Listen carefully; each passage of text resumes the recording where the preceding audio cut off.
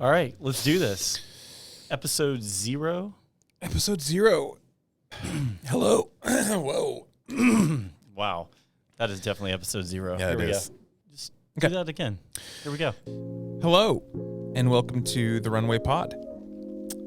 I'm Bryan, and next to me is Cameron, and we're the founders of the Runway, the platform for the next generation of consumer brands. And we really wanted to create a space to talk with brand founders, industry thought leaders, and actual real consumers about all things physical goods and products, because we love consumer goods. Yeah, totally. People want a connection with brands more than ever. And in the past, brands are discovering consumers. And now consumers are the ones really discovering the brands. And that's a little bit of what we're building. Yeah, this is episode 0. And in my brain, what that means is an introduction to us, because here are these two random dudes sitting Who on are these guys? couches and chairs, very ASMRing into microphones. I'm digging this little podcast studio. Yeah, it's great. It's cool. And you don't really know anything about us. You don't. Some people do, but in general, not. So we're building this massive platform, or we're on schedule to build this platform for consumer brands. And we will talk about why and what that is in a minute. But to give you some context and zoom out, I feel like it's important to know who we are. We're not important. Yeah, we're not important. But it's important to know who we are if you're going to invest any amount of time listening or watching this thing. This is true. Cameron also is wearing this nice camel sweater with, by the way, like these like elbow pad things are coming back. There's elbow pads. Oh, man, I didn't notice that. My dad wore those in the 90s. It's a vibe. And I like it. It's coming back. The 90s are back, dude. They are. And so this is your vibe. You've got usually some boots. You did mention earlier how awkward it would be if you wore your like Stetson hat. I'm missing the Stetson. We're going to have to pull in the Stetson. And that's your thing. And of course, this is basically what I wear. I tried to pull the flat bill hat off this week. It didn't work for me too. It's fine. But usually I have 2 uniforms, right? I have this Giddy Up, okay? You also have to say giddy up because we're based in Dallas, Texas. That's right. Yeah, it's a given. That's right. So I have to say y'all and Giddy Up, right? Mm-hmm. All right. And we rode into the studio on our horses. Exactly.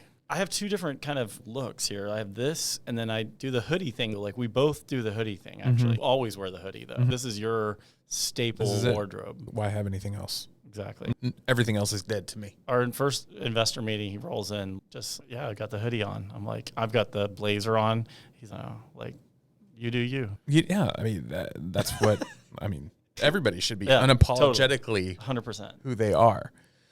Let's talk about us. Cameron, clearly I already know you. Yes. Cameron and I are in Dallas. We've both built some things. We were acquaintances. That's right.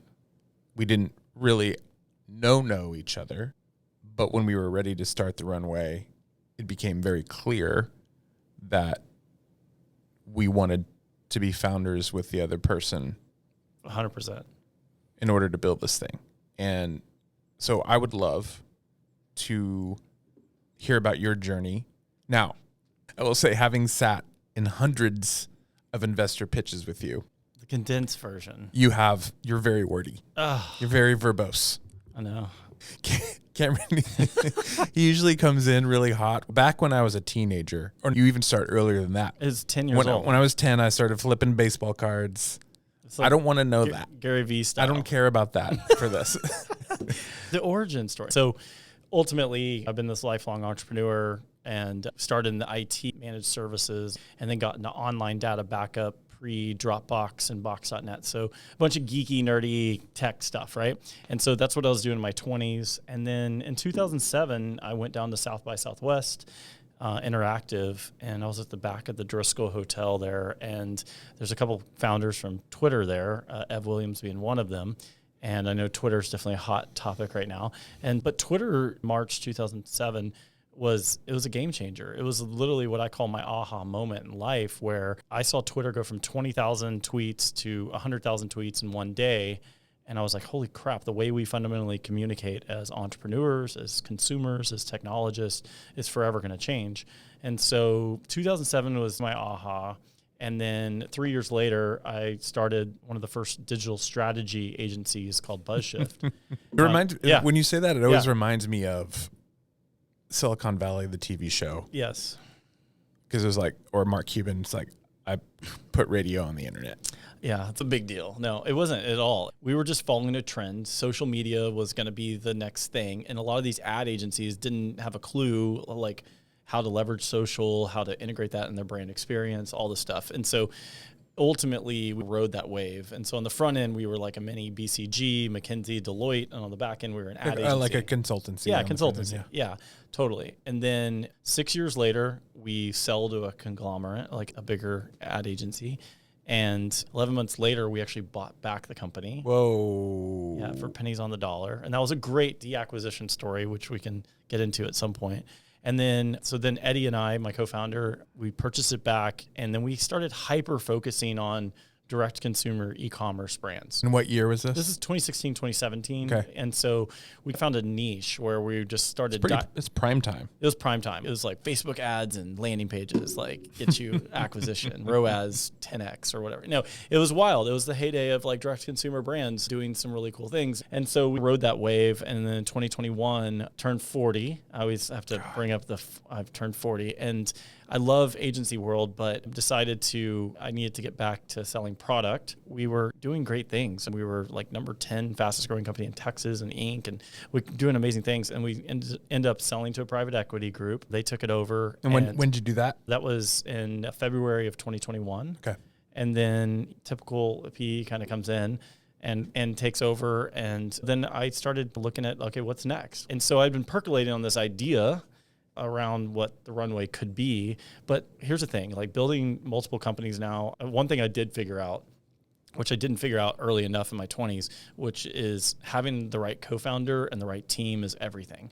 Like you can have a great idea, but if you don't have the right co-founder, man, you're like dead in the water day one. And so ultimately I felt like I had to have the right co-founder to do what I wanted to do.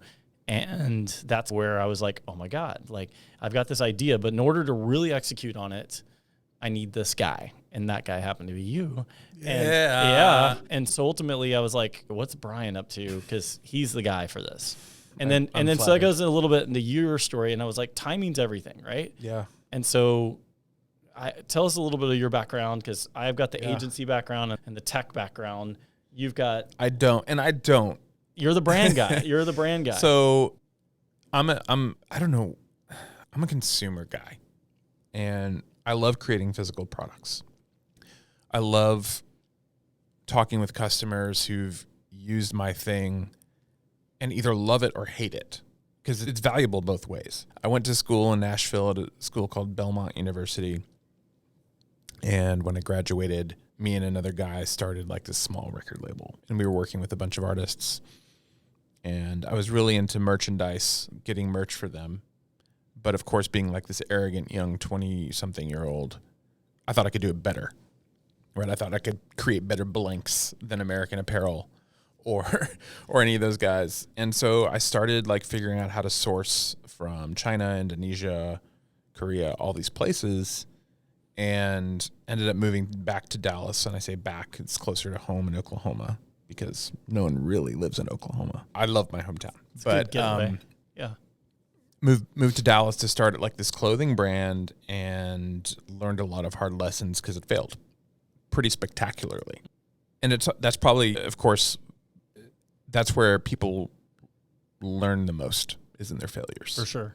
You can't really learn. You can learn a lot in your successes, but you really figure out what you're made of. Yeah. In the hard places. So I started a couple companies. They failed. And then in 2012, I started Foot Cardigan, which was the first sock subscription company. Right. I'm talking 2 months after Dollar Shave Club launched. Yeah. And had that viral video. Totally. And this is the Stitch Fix era. This is like all the subscription brands. Subscription. And literally, there's a site called like Subscription Addiction, right? That everybody wanted My to Subscription be on Addiction. That. Oh yeah, My Subscription Addiction. It's like we were on that. That was like the marketplace of, oh, look at, there's like thousands of subscriptions now. It's wild. And yeah. And I think now there's 50 plus sock subscription companies out there, but we were the first And I wanted to create this thing that centered around the customer experience. Why socks, by the way? Like commodity. We saw Dollar Shave Club, and I was looking at what is something that people need frequently that would warrant a subscription. Now, I've seen some weird-ass subscription ideas for sure over time. But socks made sense because that's something that men in general don't necessarily go and purchase for themselves. It's true. As much as they should. And so we wanted to create this really fun way of selling socks. Now, I believe I have this philosophy that there's really only 3 ways to build something. Yeah. You can build something new, something different, or something better. We weren't creating socks. Socks had already been created. We weren't claiming to be the best socks. Sure. But it was something different because it was in the form of a subscription. And new is hard. New is very hard. Yeah. So created the sock subscription in 2012. It organically took off with the rest of subscriptions. And then in 2015, I did rip off my pants on Shark Tank. Glorious moment. Yeah, for foot cardigan. What for anybody listening, what season and what episode was this? Season 7. Okay. Episode 3. So does everybody jump on Prime or Hulu and go check this out? Yeah. But you look like you were in a suit, by the way, just to call you out. Okay, so that whole experience is wild. So not just the film, and we could probably have a whole episode on that. On Shark Tank. We'll just talk and I have some other Shark Tank friends I could probably bring on. Yeah, that's a good idea. But it was fascinating because we decided to rip off our pants because there's really very few ways that you can show socks on the show. Yeah. I wasn't about to wear shorts on the show, even though my legs are incredibly sexy. So the only way that we could really figure out to do it is, can we rip off our pants and wear like boxers? And so we pitched this idea to the producers and they loved it. And then when Matt, one of my co-founders, and I went out to LA to film, we had to do like this walkthrough with the production team and we ripped off our pants. They all started clapping and we were like, what? Why are they clapping? And apparently like 30 companies, like bicycle companies and food companies, people were trying to rip off their pants. Really? Just to create some sort of like showmanship. You were the guys that and we were the guys that were finally allowed to do it because we were the only ones that made sense. So it was on Shark Tank. As you can imagine, Foot Cardigan blew up. So this is 2015. 2015. Yeah. Then Foot Cardigan blew up. Yep. Which, again, we'll talk about it at some other point. And then in 2017, we sold that company to a private equity group. Got it. 2018, I stayed on as CEO for about a year. A mentor of mine called me and had asked me, what are you doing next? And I didn't know. And so he runs this $500 million licensing apparel company that's been B2B for 20 years. And he said, hey, we know we need to go direct to consumer. What type of license? Y'all did like pop culture. So Harry Potter, Star Wars, Marvel, Disney, which I'm a huge fan of all these properties. You even had a Blockbuster pop up. We created all kinds of brought back some nostalgic brands. Yeah. So I went over to this company and kind of functioned as an entrepreneur. Yeah. Built a team internally. And in 3 years, we built 4 brands. Took them from 0 to 20 million in 3 years. Super fun, super fast, super furious. But that's the nature of what we do. And then I always like to tell people, like my wife in early 21 looked at me and said, hey, it'd be really nice if me and the kids could see you more often. Why don't you take a break? You've been going hard for 10 years. This is definitely something we're going to talk about deeper at some point. Like easily. This whole work-life balance thing, right? And so I took a break. Okay. 6-8 months, something like that. And then Cameron called me and blah, blah, blah, blah. Here we are, right, doing this podcast, which maybe 0 people will listen to. Yeah, it's all good. But that's fine. We're doing it. But along that, there's this like insatiable thirst and hunger to build. And I was ready to build the Runway because I think just builders build. And I often equate it to like eating hot salsa. Okay, so salsa is so good. Yep. Especially, obviously, Texas. Yep. Salsa is so good, but you get that really hot salsa and you can't stop eating it. Yeah. Even though it's burning the shit out of your mouth. That's exactly right. But you can't stop. That's and right. I equate that to building companies. I like that. And it's the same thing if you're a golfer. It's the same thing there. That's right. You go out and you play around. You hit, in my case, like 120 shots. But you have that one really good one. That's that right. keeps you going and wanting to come back and That's do right. it again. Yep. And then I have a friend. We have a mutual friend here in Dallas who they have two women founders have a pretty good sized company. And one of them, who's a friend of mine, one of my kids' godparents, said for her, there's 365 days in a year. As a startup founder, 30 of them are pretty awesome, and the rest suck. Yeah. And that's just what it is. It's the real story, man. I think these are the stories I think you hear about all the awesome stuff going on, and you see all the PR and you see how much capital they've raised and all this stuff. But at the end of the day, do you know the real story behind the founders and the people that are really building this and what it takes to really build a company? And I think that there's people out there that are really wanting to know, like, they're curious. Mm-hmm. They might be wanting to start up their own thing. And truth be told, like, we say it, I think Neil Blumenthal said that it's never been easier to start a brand now than ever, right? But it's never been harder to scale a brand. Oh, 100%. And I think that says a lot, because we're seeing people launch a new Shopify or whatever e-commerce site like every day. And we have people coming to us and be like, hey, I'm launching this new Shopify X. And in the sea of kind of noise, how do you find that signal? Yep. And I think that's a lot of where the motivation behind why we wanted to build the Runway, which is helping consumers evaluate and discover their next favorite brand on one side. But truth be told, like, big macro picture, that's an anti-Amazon play, right? And I think that there is a play. We're coming out of a world where direct consumer brands truly were, you guys didn't, y'all were very organic about this, which I really have a lot of appreciation for. But so many brands that we worked with literally ran beautiful, creative Facebook ads and driving to sexy landing pages and got a 5X ROAS, whatever. And they're like, I'm good. I spend $1. That's how you build brands. Yeah. I make 5, and that's how we build brands. And post this iOS 14.5 update, Apple made a lot of big changes in privacy and different things, April of 2021. And that was me coming out of agency world. I'm like, oh my gosh, these direct consumer brands, the way that they go to market, the way that they actually think about their strategy and everything else, everything is going to change for these brands. CPG brands, like everything is going to change. I still believe in this digitally first mindset and strategy, but like the whole old day of Facebook and landing pages, it's done. And so now we're at the next layer, right? And I think let's talk a little about the Runway overall. Yeah. What you're saying is obviously true. But I think what we saw in the Runway was this idea that if we're really going big picture, was this idea that consumers want relationships with brands. That's right. And brands want to find that magical consumer that they're looking for, that niche consumer that's looking for them. They want to find the connection. Yeah, right? they want to find the connection. Yeah. No longer do people want to walk into a party wearing the same shirt.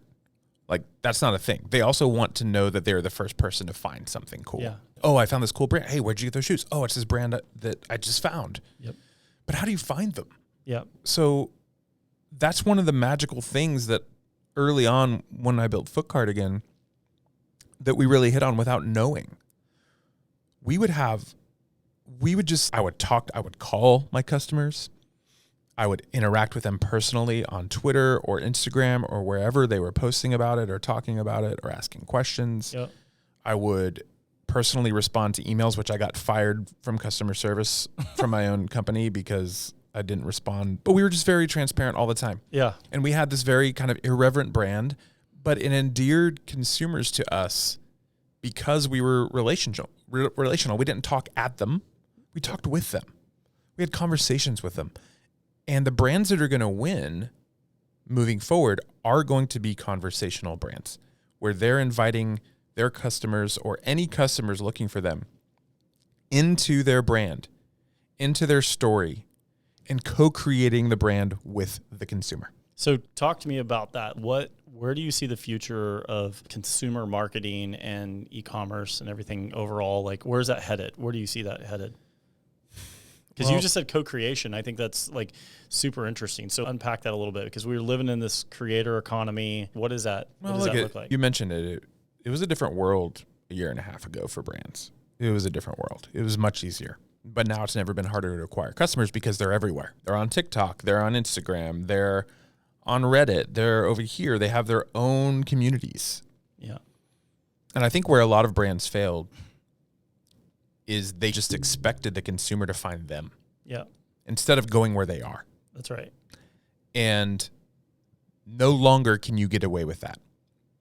If you want to build a company, if you want to build a brand, you have to go find your consumers. That's right.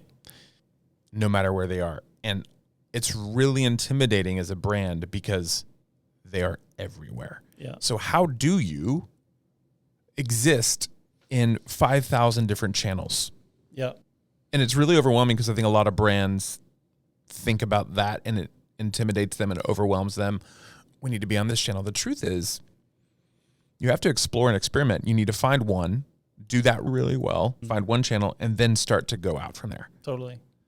So I know the buzzword is always around omni-channel overall, but I think that brands are having to, like, even getting back the direct consumer brands, moving into the offline world and into retail and everything else. Let's talk a little bit about Amazon overall. Like, we've had a lot of conversations with founders that they kind of see it as a necessary evil. They need to be on there. But they're like, if I go to sell this company and 80% of my revenue is coming from Amazon, then my multiples are going to be crap. There's no lifetime value, like, because they can't nurture their customers, they don't have access to the data. So let's talk a little bit about where we see that, like, where do we fit in with Amazon and what we're doing, and how does that play? look, I don't have anything against Amazon. Neither do I. I love it. Like, I get probably packages every day to my house. Same. But I think there are a couple inherent issues if you're trying to build a company. You feel like you have to be on Amazon, but you get, to your point, you get nothing in return. But you can't control the brand narrative experience. Well, that's really expensive. They take a big percentage of it. And don't get me wrong, some brands have a lot of success on Amazon. And some brands are native to Amazon, and it works for them. But over the course of talking to hundreds and hundreds of brands over the course of time, the general consensus I get and feeling I get is that they feel like they have to be there, and they don't want to be there. Because, to your point, there's no lifetime value.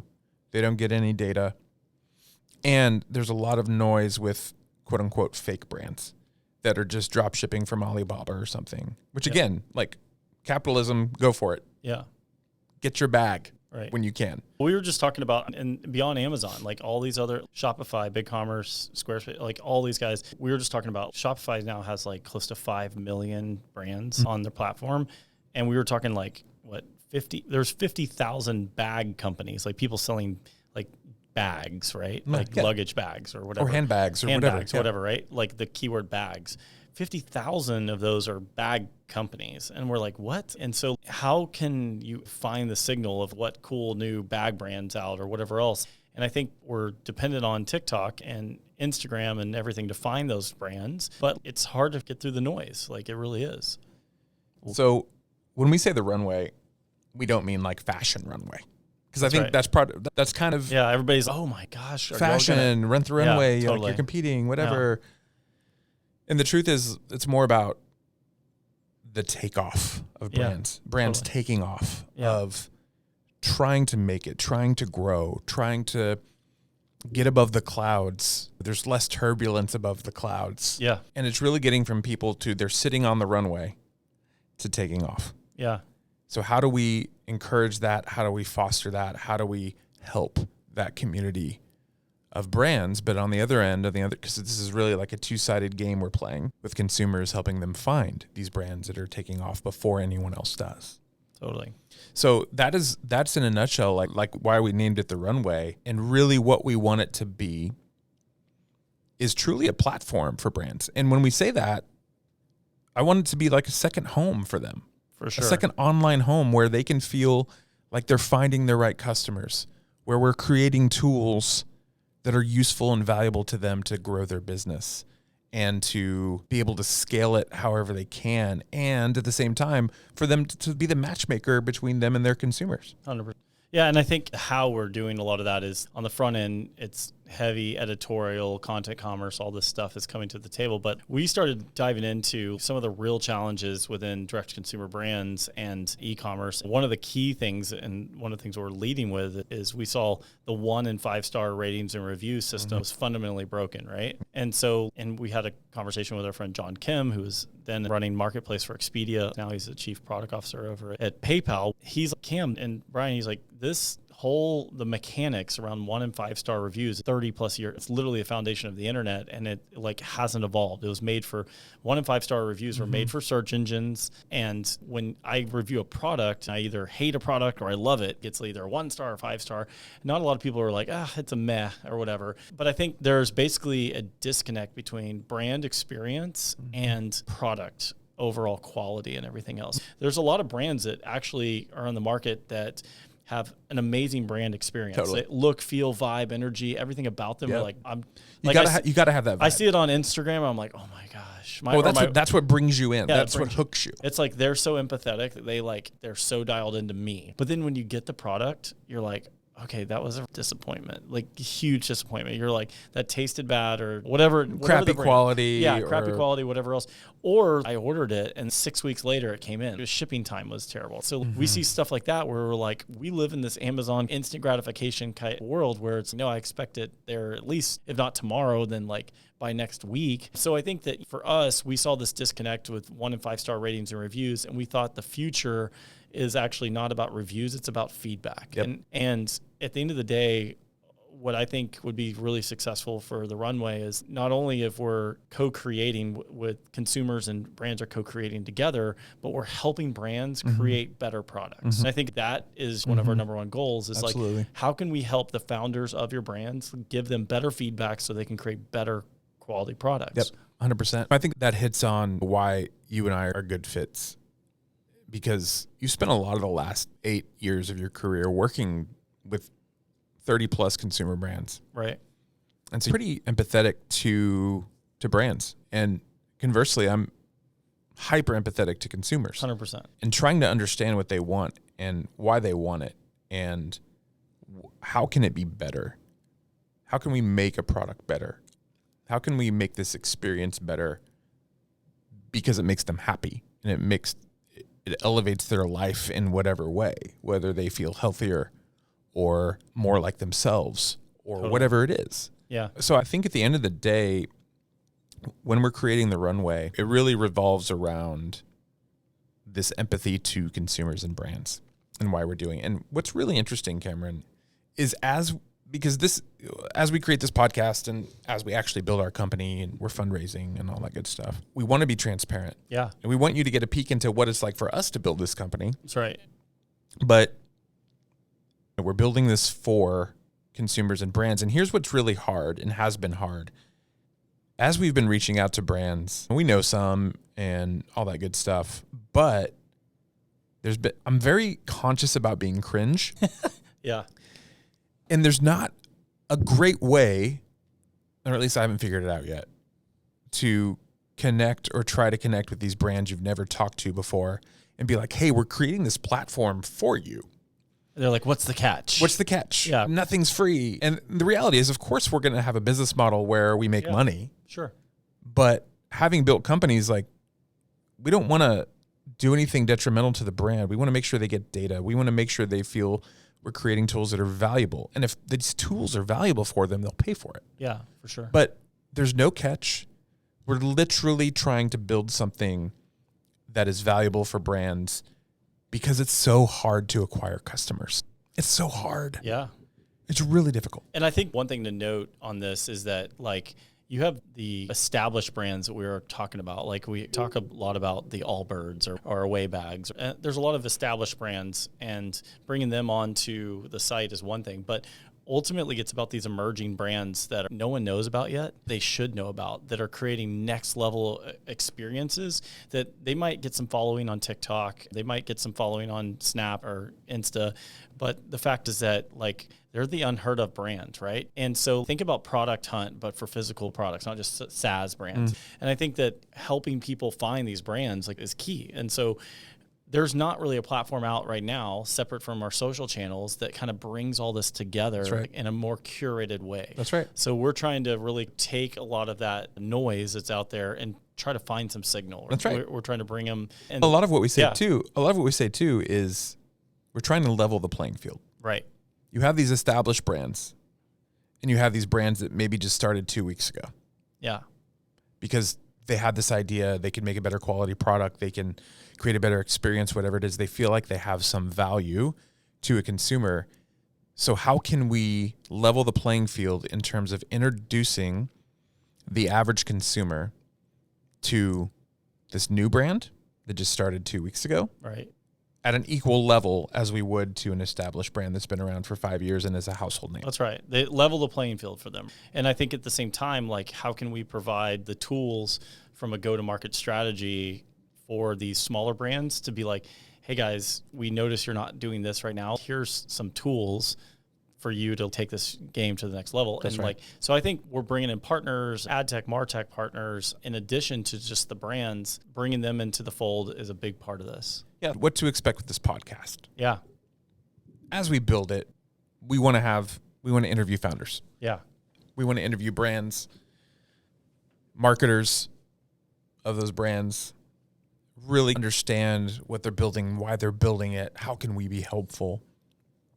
We want to talk with industry thought leaders, all the people on e-commerce, direct-to-consumer Twitter. Yeah, let's do it. Bring them in. Agencies that are working with direct-to-consumer brands, investors. Totally. All those good people.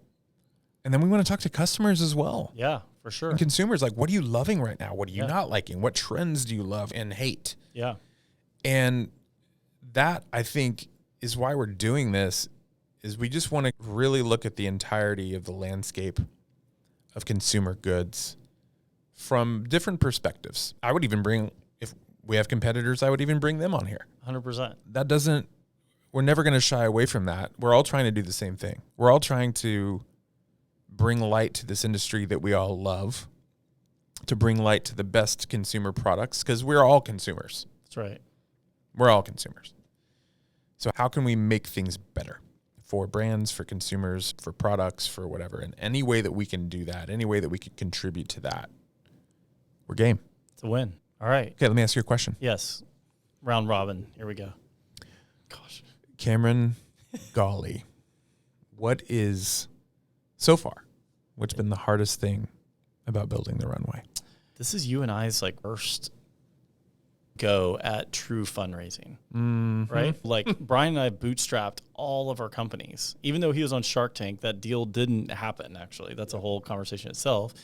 And we bootstrapped all these companies. And so I think that at the end of the day, that was kind of eye-opening for me, is like understanding the landscape around VC, around angels, around what a safe is, all this stuff. It's so right? weird, man. So raising capital, man, it's like a foreign language to me. It is. And then we've learned it, and now we're like, got it. And I feel like people who do it, there's a lot of people that do it for a living, and it becomes like an opioid, like addiction. We have some friends that are like incredible at doing it. Yeah, they're amazing, right? And that's all they do. And I'm like, man, that is y'all's thing.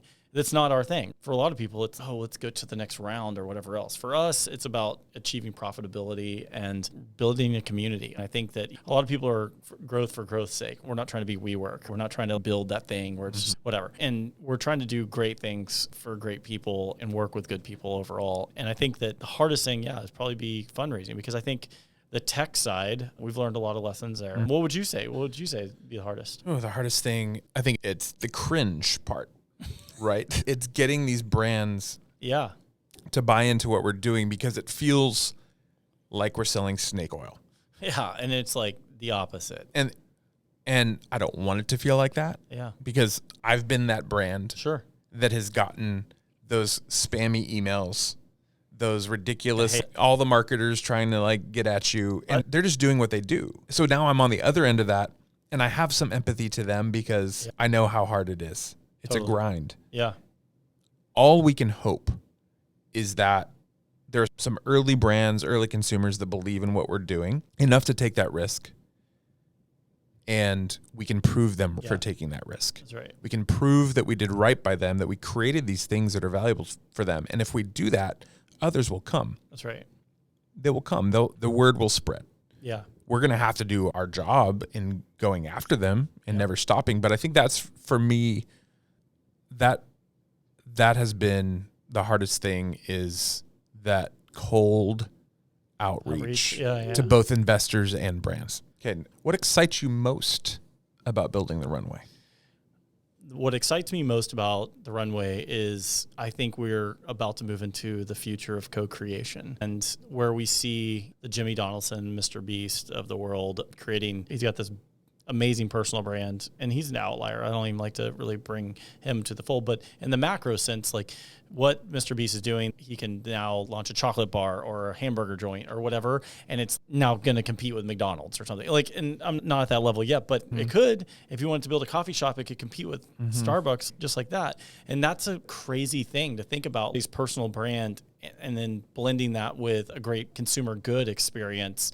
Bring those two, because again, going back to audience versus product, I'll take audience all day. And that's I think the guys, Jason Calacanis and the guys on All In podcast just had that conversation of, I would do the same. And so I think the world of co-creation is the future. And so we're going to see brands do collaborations and strategic partnerships and truly co-create and drop new products that don't exist that will then become a household name, like overnight. So I think it's one part about the founders and it's another about the creators. And a lot of times they can be the same, by the way. Again, I think from a scalability standpoint, when I say it's never been easier to start a business and build a business, it's never been harder to scale, unless the caveat to that is if you're a creator that's doing amazing stuff and you have an audience, then at scale, you can really put what you have, your audience, and leverage a great product and product experience and everything around that and bring those two worlds together. We're going to be that foundational kind of play to help a lot of these brands launch their exclusive drops, their exclusive collabs, all that stuff. So we're going to be that platform where people go and co-create. Oh, I love that. I think. What about you? Yeah. Again, I've said this a couple times today, is creating value. Yeah. I think that's what excites me the most, is we know, you and I, for brands and consumers. 100%. You and I both know what we're building. Yeah. Totally. We've been seeing this through the Runway colored glasses for the last 8 months, building this product. Drinking all the Kool-Aid. We're drinking all the Kool-Aid. So we know what's coming. We know what we want this to be. Yeah. When I was building my sock company, nothing brought me more joy than this happened times. I'm in the grocery store, I'm checking out, and someone recognizes me and they turn around and they say, "We love your socks." So clearly there was some value created there to their life. And that's what excites me the most about the Runway, is being able to bring value to the life of a consumer and a brand, in the sense that consumers feel like, I have been looking for a great vegan chocolate or whatever it is, and I finally found it through the Runway. And brands can say, I've been looking for these customers for a long time, this target customer of mine, this persona that I've been chasing after for so long, and I finally found it on the Runway. Yeah, I love that. And I think that a lot of brands are overly dependent on their social channels right now, and they're looking for other avenues to acquire new customers. And not only are we going to drive first to them, but we're giving them the data. And I think that's really important, because that's something, and I hate calling it Amazon on that, but Amazon doesn't give you the data. So I think that to be able to give back to our brands to say, hey, we're not only going to drive more customers to you, but we're actually going to give you the data around that as well. That's a double whammy. We'll go with that. Whammy. like from Anchorman. Yeah. Whammy. Question for you. Yeah. This is probably the most important question I'll ask you all day. Okay, let's go. What do you love most about working with me? Oh, gosh. Your co-founder. Well, let me start at the macro level. I've built multiple companies that, unfortunately, the company was a great company, but the founders were great people, but we didn't offset each other's core strengths. And I think that, and even my last company, Eddie and I, we actually were yin and yang, and we complement each other's core strengths, which I have so much appreciation for. But the previous companies, it wasn't that way. And so with you and I think that's one of the first things we did, was look at our core strengths and how do we overlap and how do we offset each other. and to where you're super empathetic to the consumer and finding that connection and like really dialing in. At the brand level, that's something that I'm used to working and onboarding brand after brand on the agency side. So I think that we complement each other not only in core strengths, but in just mindset and everything. Who you work with, it's like we spend more time with each other than we do probably our wives. That's the truth of like your work week is it takes up a lot of your time. And so you have to pick wisely who your founders are. That's right.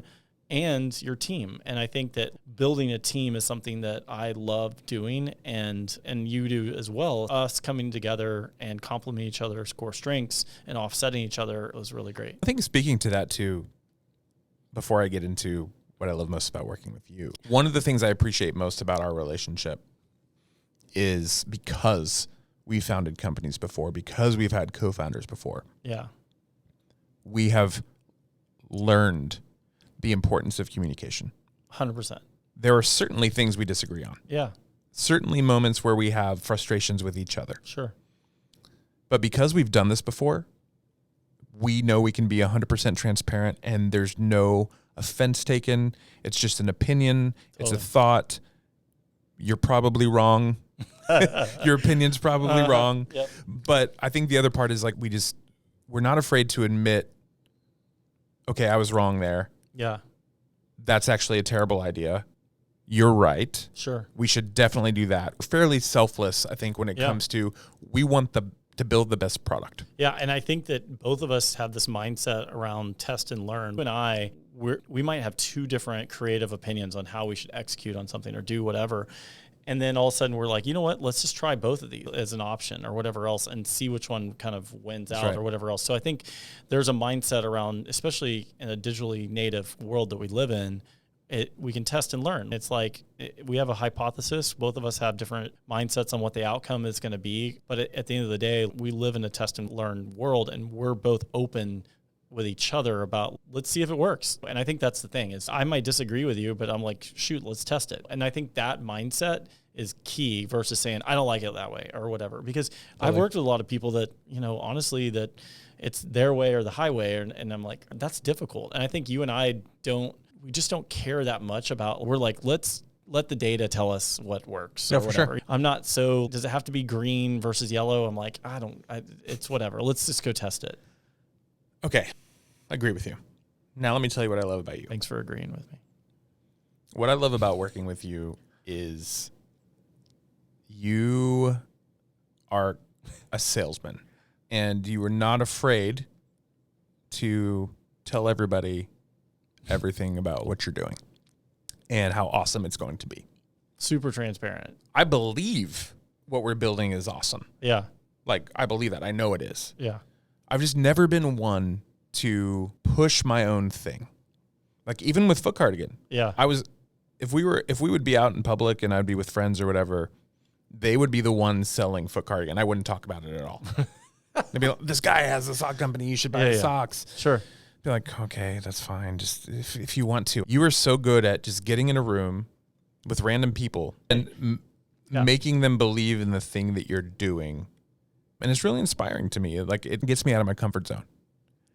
And you're also just this LinkedIn guy. Like you're the guy that like uses LinkedIn more than anyone I've met, but it works for you. Yeah. And I feel like maybe that's because I had done all that before and I had PTSD and I wanted to get away from being like a public profile for a while. Yeah. Knowing that I need to again, but you're really good at it. Yeah. I think you're really good at it as well. It's just, you just got to come out of your shell again. So I think that we're both coming out of our shell of like hiding out there and doing our thing. And now we're back out there. So I appreciate that. But no, I enjoy it. I like, if I can add value back to people's lives, like in some way, then I feel like I'm doing good. And that's what motivates me is it's the servant heart kind of mindset where it's like, how can I like provide as much value to as many people at one time? Okay, why not you leverage a platform like LinkedIn to do that or whatever else? So I think it's a mindset for me of there's only so much time in the day and we have to be mindful of that time and how do I maximize my impact? That's right. And I think that's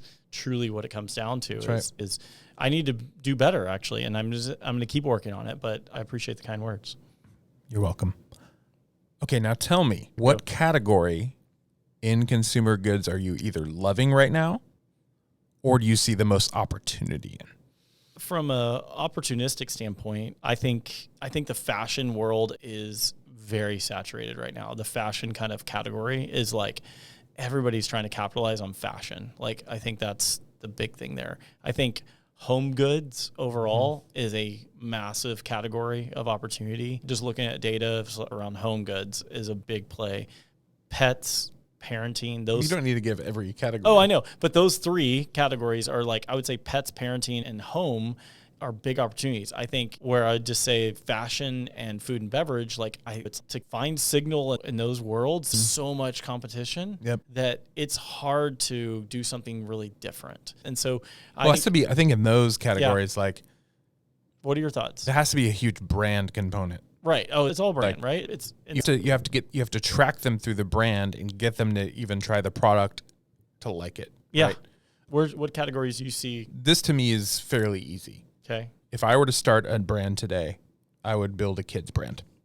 Yeah. Because when in the middle of the pandemic, when you've got 2 kids running around all day at your house, and I kept trying to find things to entertain them, for them to do. I'm pretty sure endless opportunity. Kids brands would be recession proof, pandemic proof, all that good stuff, because you want to keep your kids entertained. You want to keep them going. You want them to, in this dark period of time, whether it's a recession or pandemic or whatever, in a dark time, you want them to feel normal. Yeah, that's exactly. So that's what I would do. No, I love that. That's very cool. Okay. So this has been fun. This has been really fun. Like, I love this. I can't wait to like have another person next to us here to be able to riff with and to touch their leg. That maybe that got weird. But I think no. I would just say, hey, this week, if we tell you anything, it's go buy something awesome. Yeah. Can't wait till we get some people in the mix here with us. Yeah, it's gonna be great. Go support a brand. Support some great founders too, right? Go look at the story behind the brand, right? And I think that's the thing. There's some amazing people behind these brands. Well, just so you know, we're talking to consumers, but we're also talking to brands, because I've created brands, but I'm still a consumer. Totally. Like, I always want to go find something great. Yeah. So go find something great this week. Thanks for listening. Cheers.